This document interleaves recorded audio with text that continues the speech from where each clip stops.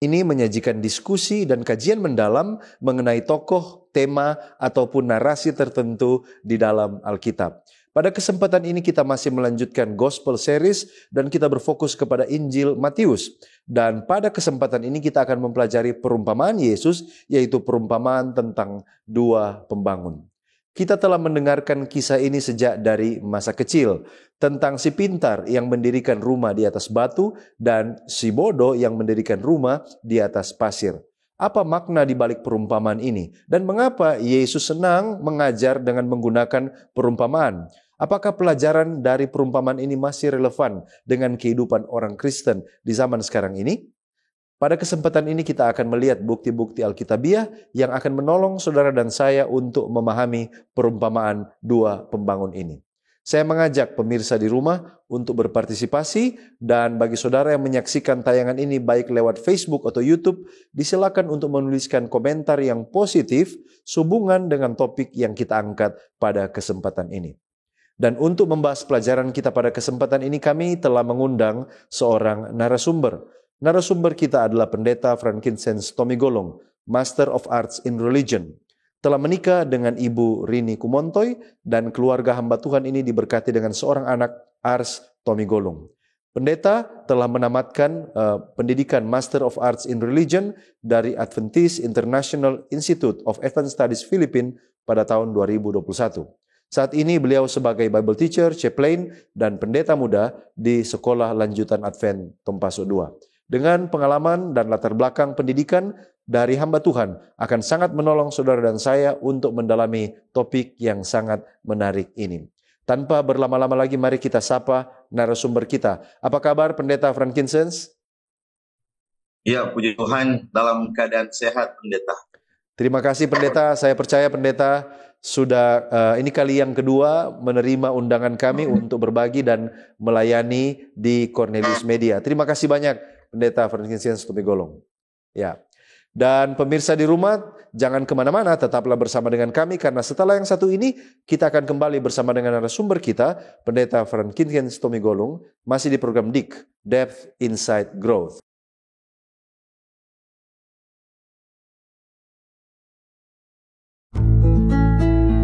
Diskusi dan kajian mendalam mengenai tokoh, tema, atau cerita tertentu di dalam Alkitab. Memberikan motivasi dan bimbingan untuk menggunakan metode yang tepat dalam membaca Alkitab. Selalu saksikan program Depth Insight Growth setiap hari Jumat pukul 19 waktu Indonesia Tengah di YouTube channel Cornelius Media, Bridge to the Truth. Kembali lagi bersama dengan kami di dalam program DIG, Depth, Insight, Growth, di mana kita akan mempelajari Alkitab secara mendalam untuk memperluas wawasan dan mengharapkan terjadi pertumbuhan kerohanian. Dan bagi saudara yang bergabung, narasumber kita pada kesempatan ini adalah hamba Tuhan, Pendeta Frankincense Tomigolong. Pemirsa di rumah, kita akan membaca kitab suci, tetapi sebelumnya, mari kita berdoa. Bapa di sorga, Allah sumber segala hikmat dan pengetahuan, kami datang kepadamu pada kesempatan ini, rindu untuk membahas, mendalami, merenungkan pengajaran Yesus melalui perumpamaan tentang dua pembangun. Urapi hamba Tuhan, Pendeta Tomigolong, yang akan menuntun di dalam diskusi pada kesempatan ini. Kami serahkan semuanya ke dalam tangan-Mu. Di dalam nama Yesus Kristus kami sudah berdoa. Amin. Pemirsa, kami ajak Anda untuk bergabung di dalam pembacaan firman, dan mari kita buka Alkitab kita di dalam Matius pasal 7 ayatnya yang ke-24 sampai ayatnya yang ke-29. Matius pasal 7 ayat 24 sampai 29. Dua macam dasar. Setiap orang yang mendengar perkataanku ini dan melakukannya, ia sama dengan orang yang bijaksana yang mendirikan rumahnya di atas batu. Kemudian turunlah hujan dan datanglah banjir, lalu angin melanda rumah itu, tetapi rumah itu tidak rubuh sebab didirikan di atas batu. Tetapi setiap orang yang mendengar perkataanku ini dan tidak melakukannya, Ia sama dengan orang yang bodoh yang mendirikan rumahnya di atas pasir. Kemudian turunlah hujan dan datanglah banjir, lalu angin melanda rumah itu, sehingga rubuhlah rumah itu dan hebatlah kerusakannya. Dan setelah Yesus mengakhiri perkataan ini, takjublah orang banyak itu mendengar pengajarannya, sebab ia mengajar mereka sebagai orang yang berkuasa, tidak seperti ahli-ahli Taurat mereka. Demikianlah pembacaan kitab suci akan menjadi landasan diskusi kita pada kesempatan ini, dan mari kita langsung masuk kepada bagian pendahuluan. Kita ke narasumber kita, Pendeta Tommy Golung. Sebelum kita akan masuk lebih dalam, kira-kira pendeta boleh memberikan sedikit latar belakang Yesus mengucapkan perumpamaan ini, pada waktu kapan, di mana lokasinya, lalu kemudian siapa yang menjadi pendengar daripada perumpamaan ini, lalu kemudian juga mungkin tujuan di balik Yesus menceritakan perumpamaan ini. Disilakan pendeta. Baik, terima kasih Pendeta Edward Taliwongso. Izinkan juga saya menyampaikan terima kasih karena telah kembali mengundang saya untuk boleh hadir dalam program ini, Depth Insight Growth, bersama dengan Yayasan Cornelius. Sebelum saya membahas lebih dalam tentang perumpamaan ini, atau yang kita kenal dengan perumpamaan dua pembangun, atau kalau di dalam Matius pasal 7 kita dapati dengan judul perikopnya yaitu dua macam dasar. Saya senang dengan perumpamaan ini karena seperti yang sudah dikatakan oleh Pendeta Taliwongso tadi di awal pembahasan kita, bahwa untuk pembahasan ini sudah sering kita nyanyikan di waktu kecil, dan secara pribadi juga ini familiar dengan saya karena anak saya dia sangat menyukai dengan cerita ini. Baik, kalau ditanyakan tentang latar belakang penulisan cerita ini atau di mana Yesus memberikan perumpamaan ini, siapa yang mendengarkan, kita berbicara tentang latar belakang cerita. Dan di dalam Matius 5, kalau kita membaca di dalam kitab Matius 5, kita akan dapat bahwa cerita tentang dua macam dasar ini atau tentang perumpamaan dua pembangun adalah bagian dari khotbah Yesus di atas bukit yang diawali di dalam kitab Matius 5.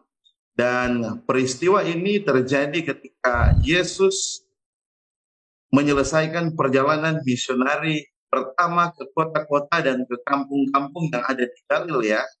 Dan pada waktu itu khotbah di atas bukit ini kemungkinan disampaikan pada akhir musim panas tahun 29 Masehi.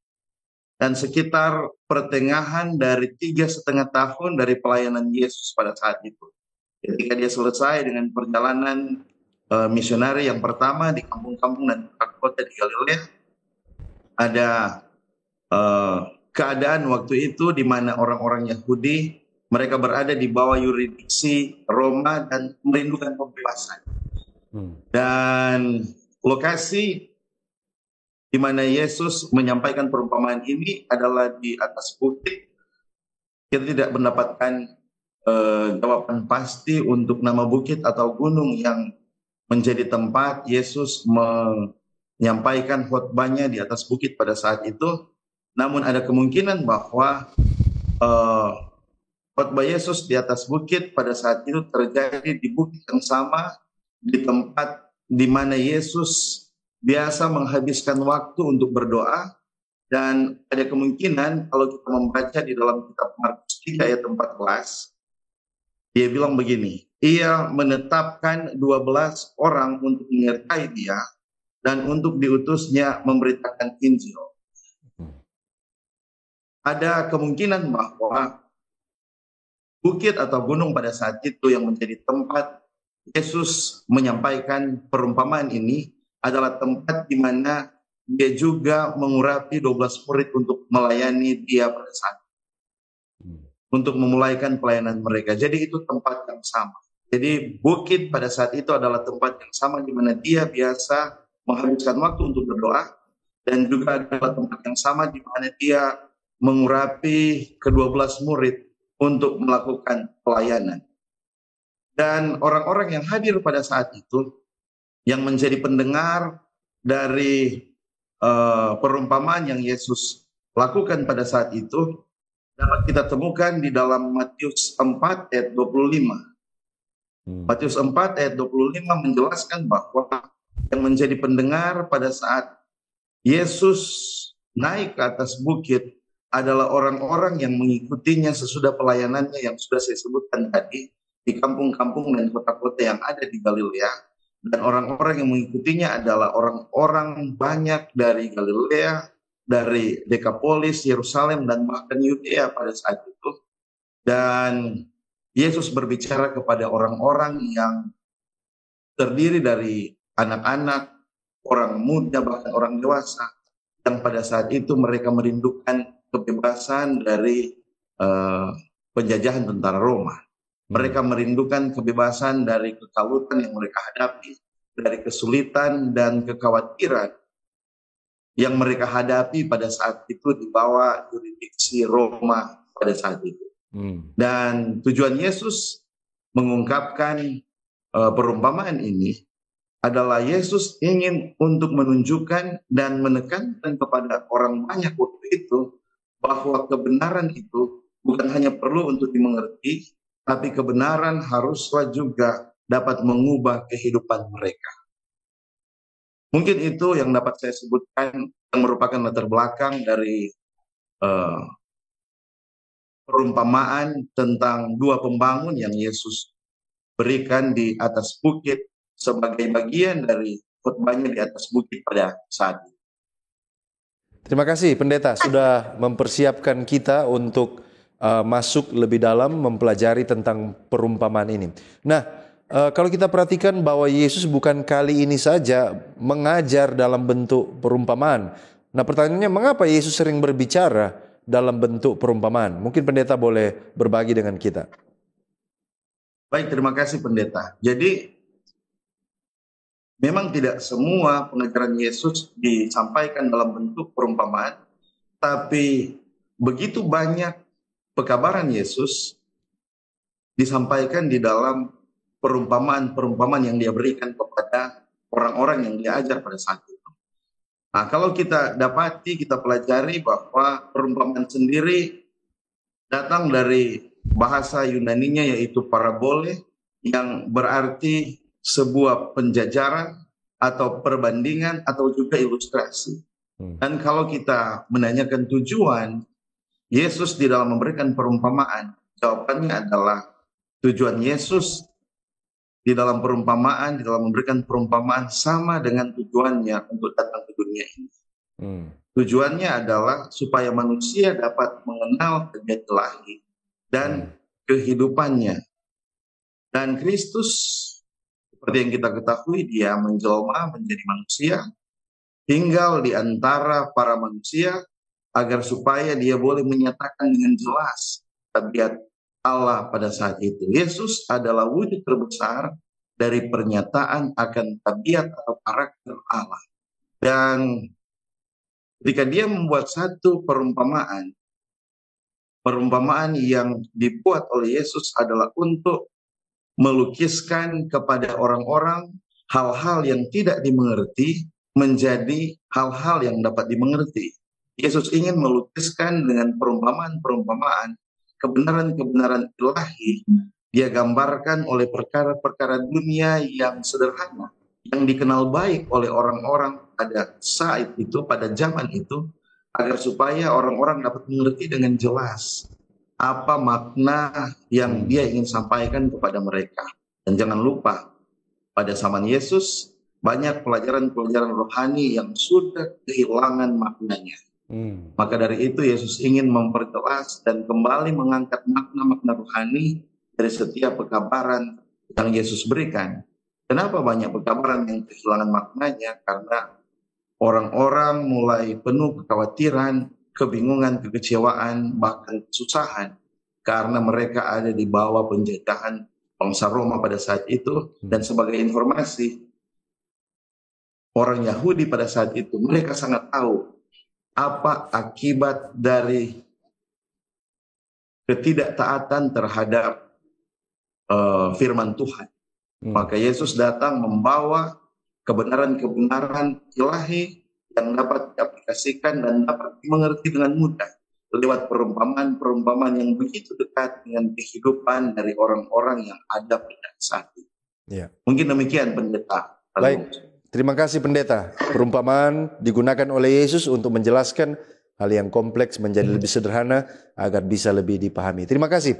Dan sebelum kita nanti akan banyak berbicara tentang penafsiran daripada perumpamaan ini, tapi mungkin yang secara garis besar walaupun secara umum saja, dari sudut pandang ilmu tafsir Alkitab atau hermeneutika, bagaimana sebenarnya cara yang terbaik untuk mempelajari dan menafsirkan sebuah perumpamaan?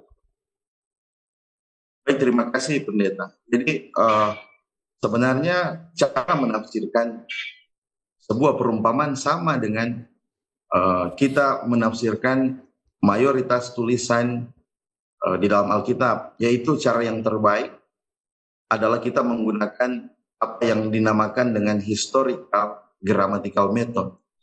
Metode ini adalah metode interpretasi Alkitab yang digunakan dengan cara kita melihat situasi dan kondisi yang ada pada saat penulisan satu perikop atau satu cerita atau perumpamaan yang ada di dalam Alkitab. Dan metode ini juga sangat baik untuk diterapkan di mana kita ingin mengerti satu perumpamaan yang Yesus berikan atau perumpamaan yang ada di dalam Alkitab. Kita mengerti latar belakang penulisannya, kemudian di mana tempat penulisan, siapa target audiens yang ada pada saat itu, dan dengan demikian diharapkan kita akan mengerti makna rohani yang terkandung di dalam setiap perumpamaan-perumpamaan yang ingin kita pelajari. Terima kasih Pendeta. Baik. Terima kasih Pendeta. Sungguh sangat luar biasa informasi di bagian pendahuluan ini yang akan mempersiapkan kita semua untuk masuk lebih dalam kita menafsirkan dan memahami perumpamaan tentang dua pembangun. Puji Tuhan untuk presentasi yang telah kita dengarkan, dan hal ini akan semakin mempersiapkan kita untuk masuk dan berdiskusi lebih dalam. Jangan kemana-mana, tetaplah bersama dengan kami. Kita akan kembali setelah pesan-pesan rohani berikut ini.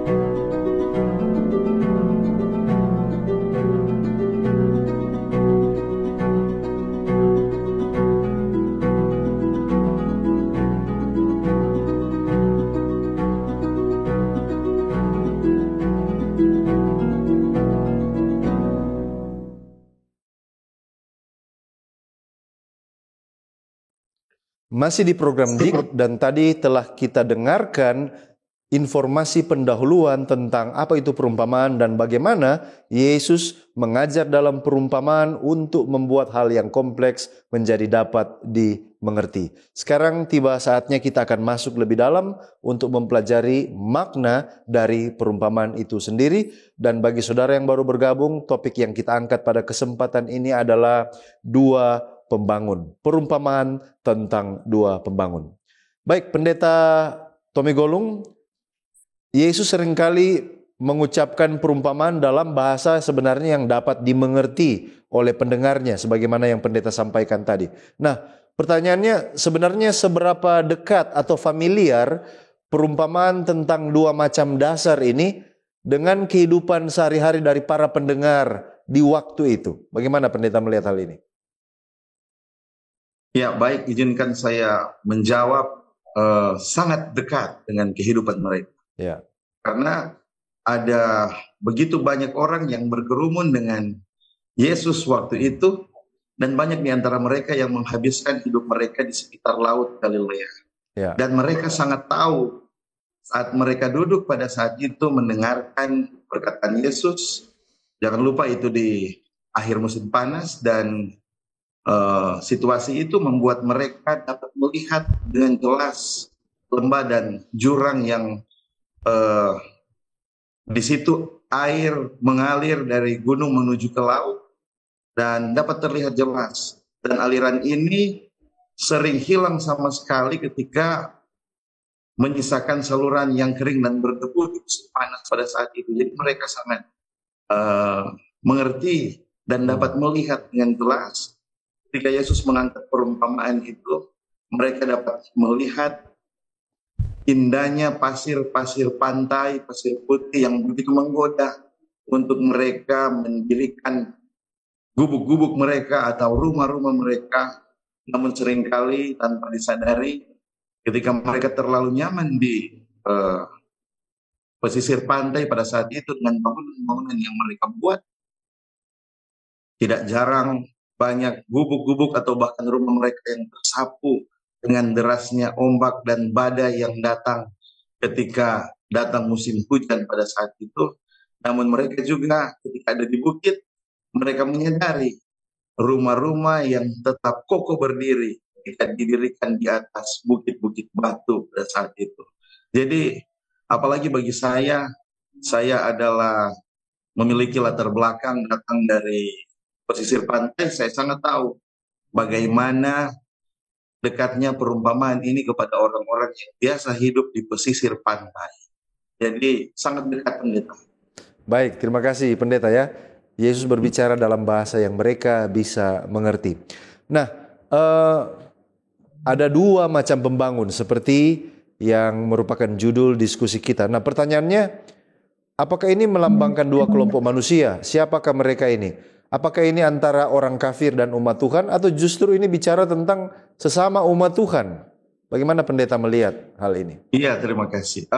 Jadi jawaban saya lebih kepada, memang iya dua kelompok, tapi ketika saya mempelajari perikop ini, saya dapat bahwa memang dua kelompok, tapi bukan tentang orang kafir atau umat percaya. Karena kalau kita membaca di dalam ayat-ayat sebelum perumpamaan dua pembangun, seperti contohnya kalau kita baca di dalam Matius 7 ayat 21, 22, dan 23. Izinkan saya membacakan ayat-ayat ini. Dia berkata seperti ini. Bukan setiap orang yang berseru kepadaku, Tuhan, Tuhan, akan masuk ke dalam kerajaan surga, melainkan dia yang melakukan kehendak Bapakku yang di surga. Kemudian ayat 22. Pada hari terakhir, banyak orang akan berseru kepadaku, Tuhan, Tuhan, bukankah kami bernubuat demi namamu, dan mengusir setan demi namamu, dan mengadakan banyak mujizat demi namamu juga. Kemudian ayat 23, pada waktu itulah aku akan berterus terang kepada mereka dan berkata, aku tidak pernah mengenal kamu, dan nyala daripadaku kamu sekalian pembuat kejahatan. Ya. Kemudian setelah itu penulis kitab Matius dia masuk kepada perumpamaan dua macam dasar. Bahkan kalau kita lihat di dalam perikop yang paralel dengan Matius 7 ayat 24 ini, di dalam Lukas 6 ayat 47 sampai 49, dia dimulaikan dengan bukan setiap orang yang berseru kepada Tuhan, Tuhan. Kalau kita melihat ciri-ciri umat yang ada di sini adalah umat Tuhan. Karena tidak ada yang bukan umat Tuhan yang boleh bernubuat demi nama Tuhan. Dan tidak ada yang bukan umat Tuhan yang mengusir setan demi nama Tuhan. Dan saya percaya itu adalah umat-umat Tuhan. Dan ketika kita baca di dalam Matius 7 ayat 24 sampai seterusnya di ayat 29, kita dapati ternyata ini memang berbicara untuk umat Tuhan, tapi ada dua kelompok.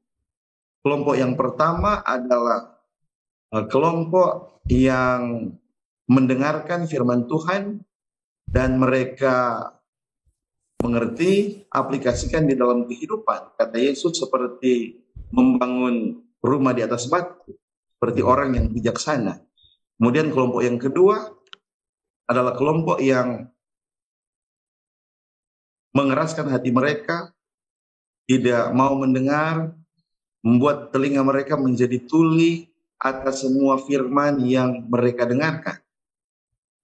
Dan kelompok ini adalah kelompok yang saya percaya nantinya akan berseru-seru kepada Tuhan.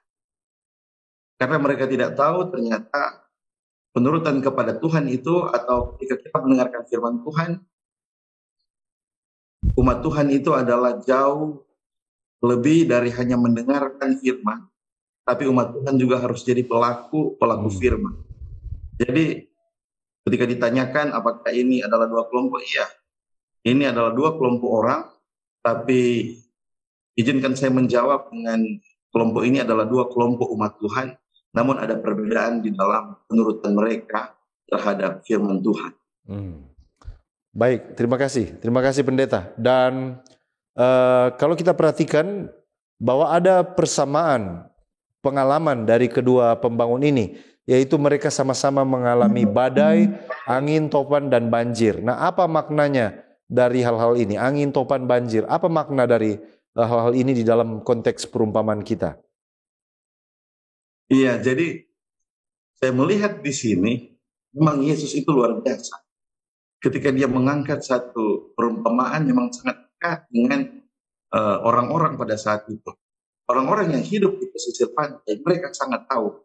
Walaupun mungkin mereka banyak yang terbiasa dengan badai, angin, topan, atau banjir karena ada di pesisir pantai, tapi mereka sangat tahu berbahayanya dan derasnya ketika angin topan mengamuk, menciptakan banjir, dan kadang-kadang akan meruntuhkan rumah kediaman mereka.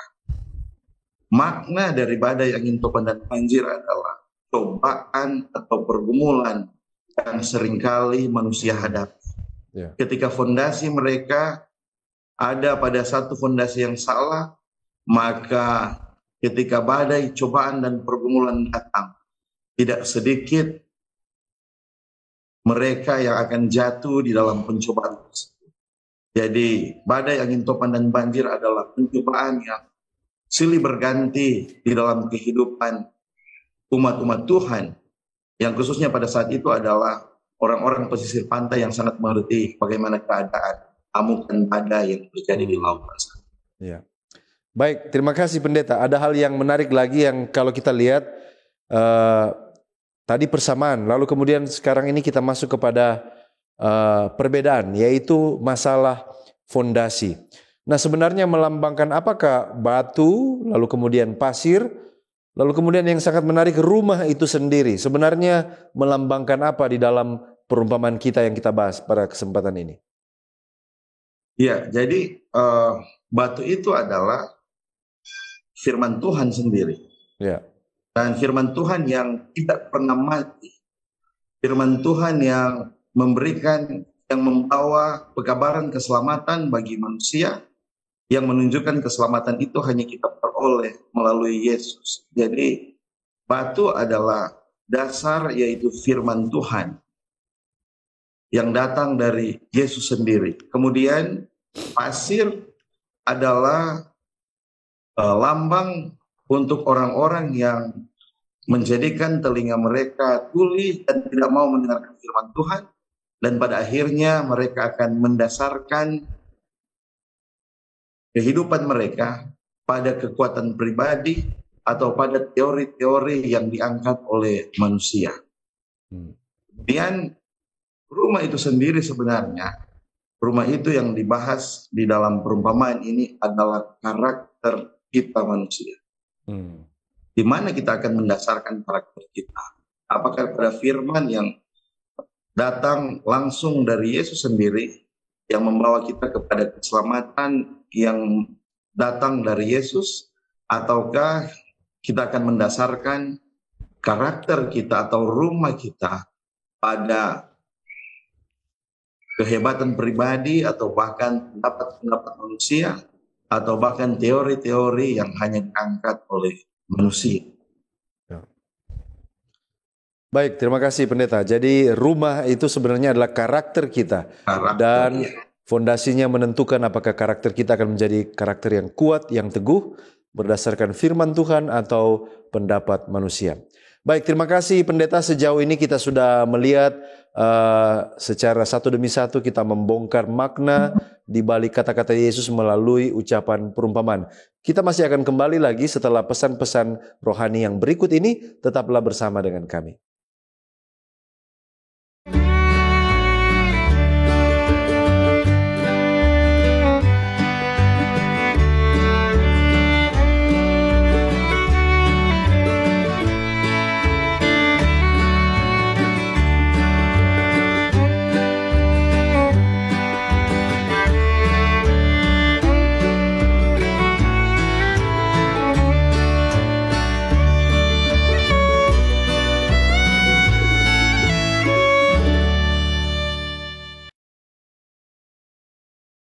Kembali lagi di dalam program DIK, Depth Insight Growth, dan bagi saudara yang baru bergabung, kita masih berfokus kepada Injil Matius, dan lebih khusus pada kesempatan ini kita membahas perumpamaan tentang dua pembangun bersama dengan narasumber kita, Pendeta Frankincense Tomegolong. Dan Pendeta, kita masih akan masuk lebih dalam. Apakah yang membangun di atas pasir di dalam perumpamaan ini karena memang nasibnya dia tinggal di lokasi yang tempat yang berpasir, ataukah ini sebenarnya masalah pilihan? Karena bisa saja mungkin kita sebagai pembaca yang hidup di abad ini berpikir bahwa tidak mudah mencari lokasi untuk membangun rumah, ya. Kadang-kadang kita tidak punya banyak pilihan. Apakah ini nasib ataukah ada pilihan yang dilibatkan di sini? Bagaimana Pendeta melihat hal ini? Ya, baik, terima kasih Pendeta. Memang kalau kita membaca tentang perumpamaan ini, kita akan dapati bahwa cerita tentang dua macam dasar atau perumpamaan tentang dua pembangun ini adalah, boleh saya katakan, sebagai kesimpulan atau bahkan sebagai bagian panggilan. Jadi Yesus membuat appeal pada saat itu kepada orang-orang. Dia membuat kesimpulan tentang semua pengajaran yang sudah dia buat di atas bukit pada saat itu. Jadi dimulai dengan berbahagialah ini, maka ini, berbahagialah ini, maka itu yang terjadi. Dan masuk kepada Matius 7 ayat 24, dia mulai dengan kesimpulan. Dan seperti saya percaya kita membuat satu renungan dan mengangkat kesimpulan, itu pun yang terjadi pada saat itu di atas bukit. Yesus mengangkat panggilan dan memberikan pilihan kepada orang-orang pada saat itu. Jadi kalau ditanyakan apakah nasib mereka hidup di tepi pantai, maka mereka membangun di atas pasir, saya lebih kepada pilihan mereka. Seperti yang saya katakan di awal tadi, bahwa memang lebih gampang membangun di atas pasir sebenarnya. Karena pasir yang terlihat indah, bahkan ada yang halus, enak dipegang, berbeda dengan batu yang dari masanya saja berbeda. Berat itu batu untuk diangkat, berbeda dengan pasir yang begitu lembut. Jadi seringkali orang-orang tergoda untuk lebih kepada membangun di atas pasir. Mereka melihat hal-hal yang mudah daripada membangun di atas batu yang sebetulnya merupakan fondasi dari karakter kita yang berpusat kepada Kristus. Kadang-kadang praktek-praktek keagamaan kita pusatkan kepada Kristus, kita rasa lebih berat dan susah, lebih gampang kita bersandar kepada pengertian kita sendiri, yaitu membangun di atas pasir. Jadi Yesus mengangkat kesimpulan, memberikan pilihan kepada orang-orang pada saat itu, di mana mereka akan memberikan dasar karakter mereka, apakah itu firman Tuhan atau teori-teori manusia. Ya. Baik, terima kasih Pendeta. Nah, di akhir daripada perumpamaan ini, Matius mencatat bahwa orang tercengang dan heran mendengarkan pengajaran Yesus karena dia mengajar dengan penuh kuasa. Nah, yang ingin saya tanyakan, apa artinya Yesus mengajar dengan penuh kuasa? Lalu mengapa para ahli Taurat, Matius membandingkan dengan pengajaran para ahli Taurat, dan mengapa para ahli Taurat ini dikatakan bahwa mereka mengajar tanpa kuasa? Bagaimana Pendeta melihat hal ini? Ya, baik, terima kasih. Jadi memang ketika Yesus memberikan perumpamaan ini, memang Yesus dalam keadaan yang luar biasa dan membuat orang-orang terkagum-kagum pada saat itu, seperti dikatakan tadi, karena otoritasnya pada saat itu. Dan memang ketika Yesus mengajar di atas bukit pada saat itu, Yesus memang menggunakan otoritasnya untuk mengajar. Dan dikatakan kalau kita mempelajari di dalam Bible Commentary bahwa Yesus tidak mengajar seperti ahli-ahli Taurat, mengajar kepada orang-orang secara dogmatis. Yesus menggunakan otoritasnya dan dia tidak mengutip pada para pendahulunya pada saat itu. Dan ada frekuensi di dalam penggunaan satu frase di dalam Alkitab yang kita boleh temukan sebagai contoh di dalam Matius 5 ayat 18, yaitu yang berbunyi seperti ini. Karena aku berkata kepadamu. Ada frekuensi penggunaan frase ini yang menunjukkan otoritas Yesus pada saat itu, yang berbeda dengan ahli-ahli Taurat. Karena katanya ahli Taurat itu di dalam Matius pasal 7 ayat 28 berbeda dengan ahli-ahli Taurat mereka. Ahli-ahli Taurat tidak pernah meninggalkan kata-kata rohani dan kata-kata moral seperti yang Yesus tinggalkan, dan tidak ada ahli Taurat yang dapat mengutarakan pekabaran mereka dengan singkat dan begitu berotoritas yang kita kagumi sama seperti Yesus. Walaupun selama ini sebelum pekabaran di atas bukit, penyebutan di dalam Matius 7 ayat 28 dan 29 menyebutkan ahli-ahli Taurat mereka. Mereka di sini menunjukkan kepemilikan yang menunjukkan bahwa orang-orang inilah yang selalu didengarkan oleh orang-orang banyak ini yang mengikuti Yesus sebelumnya. Tapi ketika Yesus memberikan pekabaran, mereka kagum karena dari anak kecil di setiap usia yang hadir pada saat itu boleh mengerti pekabaran yang sederhana namun sangat bermakna yang Yesus berikan, karena dia datang dengan otoritasnya yang tinggi. Ini mungkin itu yang membuat orang-orang sangat terkagum-kagum, sehingga penulis Matius mengangkat perbedaan antara Yesus dan ahli Taurat di dalam hal mengajarkan orang-orang pada saat itu. Baik. Terima kasih Pendeta. Jadi luar biasa Yesus mengajar mulai dari anak kecil sampai kepada orang dewasa, semua menerima manfaat rohani yang luar biasa. Dan sekarang kita tiba kepada tulisan yang diinspirasikan. Apakah ada nasihat khusus dari perumpamaan ini, dari tulisan yang diinspirasikan? Ya, kalau kita membaca di dalam buku yang berjudul Khotbah di Atas Bukit, kita mulai di dalam halaman yang ke-148. Dia berkata seperti ini.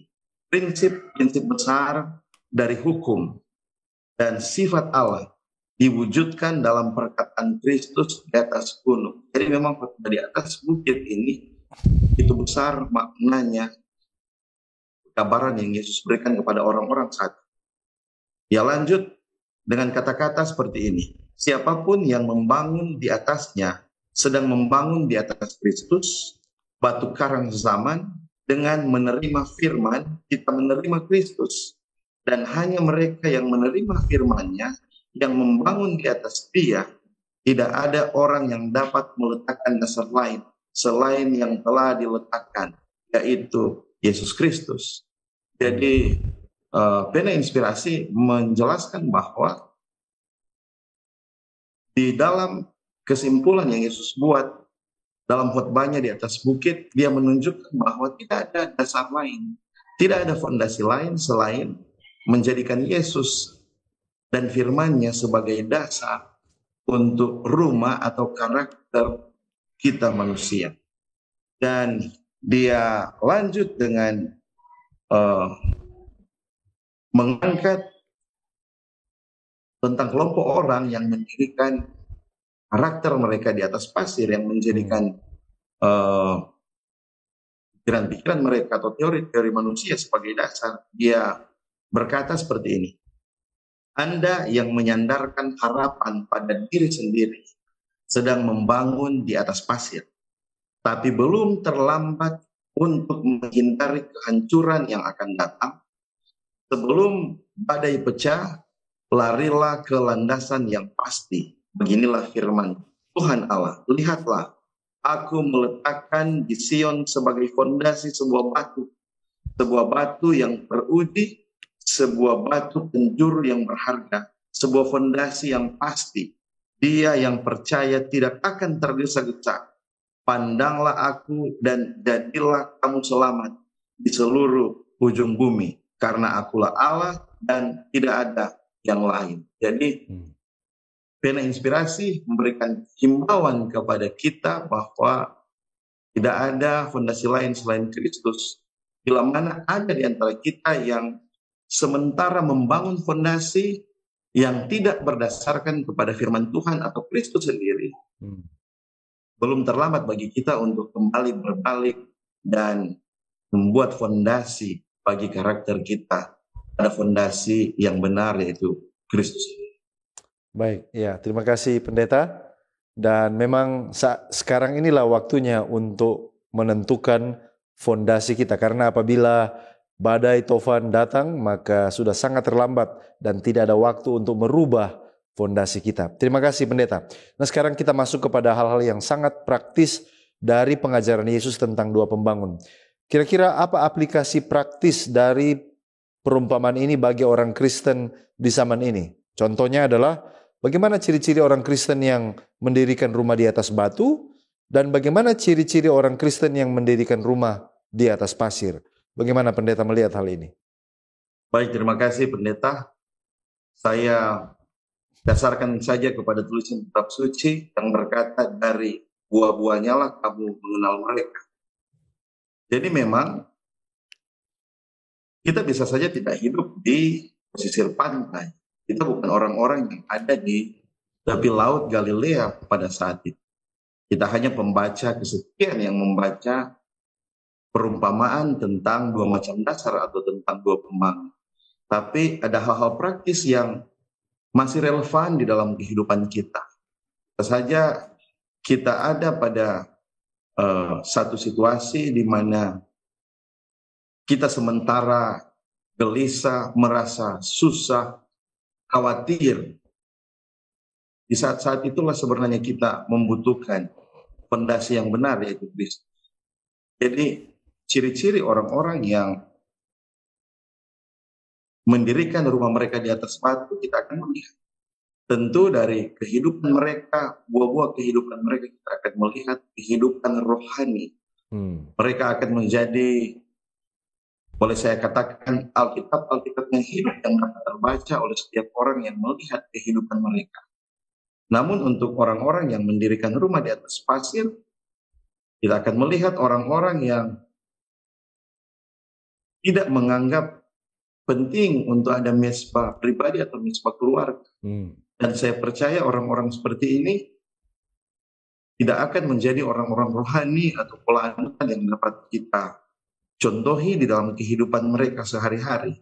Karena dampaknya mereka akan lebih bergantung kepada diri mereka sendiri dan lebih gampang bagi mereka untuk cari perlindungan kepada orang lain dan tidak datang kepada Tuhan.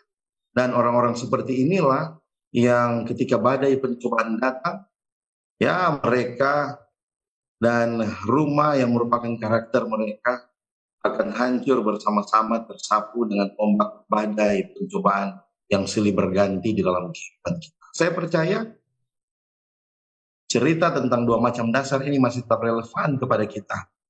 Karena tidak ada manusia yang tidak mengalami pencobaan. Tidak ada manusia yang tidak mengalami kesusahan. Tidak ada manusia yang tidak mengalami pergumulan. Maka dari itu, orang-orang yang memiliki ciri-ciri, orang-orang yang membangun fondasi mereka di atas batu, tentu tidak akan tersapu dengan ombak badai pencobaan.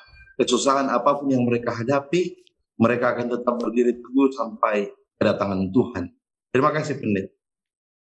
Baik, terima kasih Pendeta sudah memberikan kepada kita aplikasi dari perumpamaan ini tentang ciri-ciri orang Kristen yang mendirikan rumah di atas batu dan orang-orang Kristen modern yang mendirikan rumah di atas pasir. Dan Pendeta menekankan tadi bahwa pekabaran dari perumpamaan ini masih sangat relevan dengan kita yang hidup di zaman ini karena kita juga masih mengalami banyak pencobaan.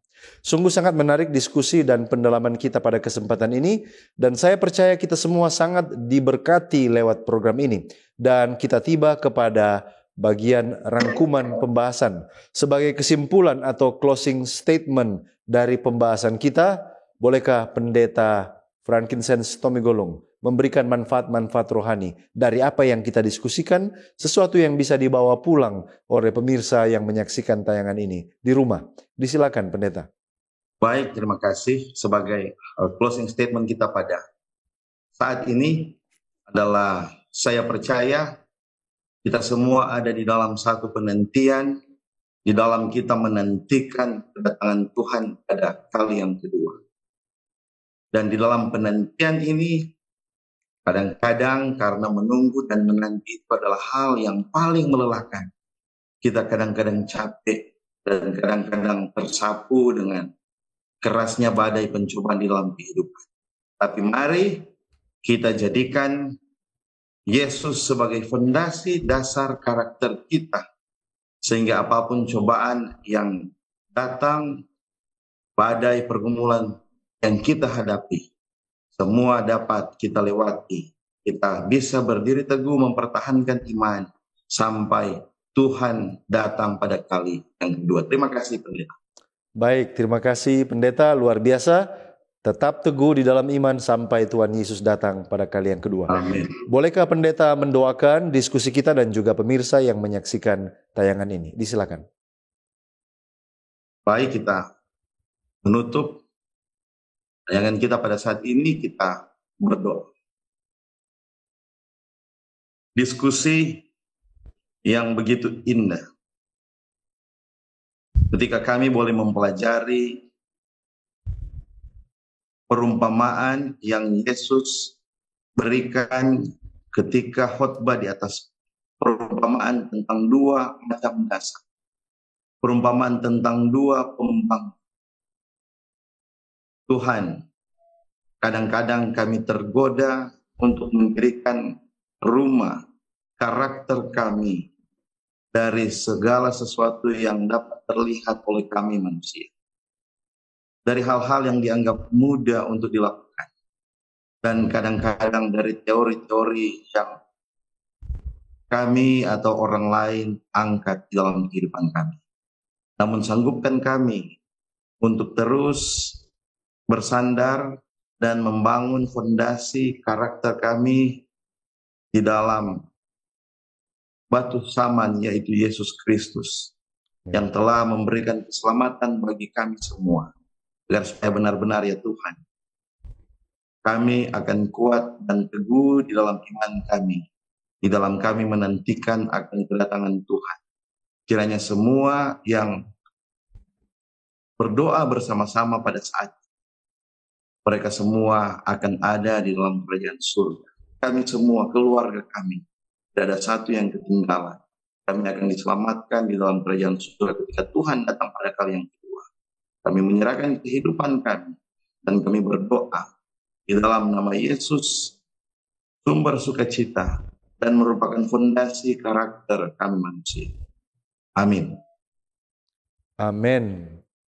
Puji Tuhan untuk pembahasan yang sudah kita dengarkan pada kesempatan ini. Dan saya mengucapkan terima kasih kepada narasumber kita, Pendeta Frankincense Tomigolong, yang sudah membagikan berkat rohani bagi kita semua. Tuhan Yesus memberkati pendeta dan keluarga dalam pelayanan di tempat yang telah ditentukan oleh Tuhan. Dan juga terima kasih kepada pemirsa di rumah yang tetap setia bersama dengan kami sampai saat ini. Juga sahabat Hope Channel Indonesia yang terus menyaksikan tayangan-tayangan dari Cornelius Media. Kita percaya kita semakin tumbuh dan bertumbuh berakar dengan kuat ketika kita menggemari, mendiskusikan, mempelajari firman Tuhan. Jika Anda telah diberkati lewat pelayan media ini, berkenan kiranya saudara untuk follow, like, atau subscribe akun media sosial kami dan bagikan link tayangan ini kepada orang-orang yang terkasih. Dan pemirsa di rumah, demikianlah perjumpaan kita pada kesempatan ini. Kita akan jumpa kembali pada episode yang mendatang. Saya Pendeta Edward Taliwongso dan kru yang bertugas undur diri. Shalom.